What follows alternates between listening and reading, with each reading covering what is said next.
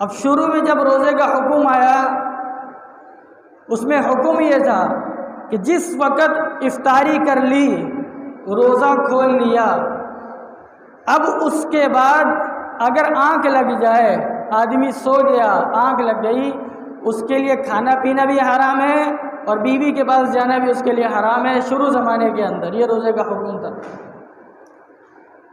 سونے سے پہلے آنکھ لگنے سے پہلے کھا لے پی لے اس کے لیے حلال تھا۔ تو قیس بن سرما رضی اللہ تعالیٰ عنہ صحابی رسول ہیں، یہ دن بھر مزدوری کرتے اور مزدوری کرنے کے بعد جب شام کو گھر پر آئے اور گھر پر آنے کے بعد پانی سے یا کھجور سے روزہ کھولا اور بہت تھکے ہوئے تھے، اپنی بیوی سے کہا کہ کچھ کھانے کا دو۔ بیوی نے کہا کھانے کا کچھ تیار نہیں ہے، میں اس کا انتظام کرتی ہوں۔ وہ جتنی دیر میں انتظام کرنے لگی اتنی دیر میں ان کی آنکھ لگ گئی اور یہ سو گئے۔ جس وقت آنکھ کھلی تو اس وقت کھانا پینا حرام تھا۔ اسی بھوک کی حالت میں، اسی گرمی کی شدت میں انہوں نے ویسے ہی بغیر کھائے پیے روزہ رکھا۔ تو اگلے دن دوپہر کے وقت یہ بے ہوش ہو گئے قیس بن سرما رضی اللہ تعالیٰ عنہ، اور یہ خبر اللہ کے نبی صلی اللہ علیہ وسلم کو پہنچی۔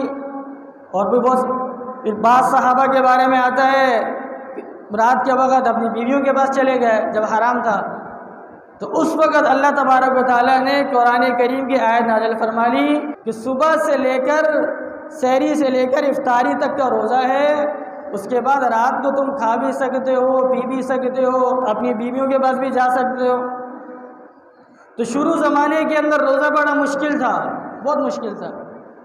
بعد میں امت کی کمزوری کو دیکھتے ہوئے، امت کے حالات کو دیکھتے وقت دیکھ کر اللہ تعالیٰ نے روزے کے اندر تخفیف کر دی اور حکم دے دیا اللہ کے نبی صلی اللہ علیہ وسلم نے سحری کھایا کرو، اس لیے کہ ہمارے اور غیروں کے درمیان، ہمارے اور کافروں کے روزے کے درمیان سحری کھانے کا فرق ہے۔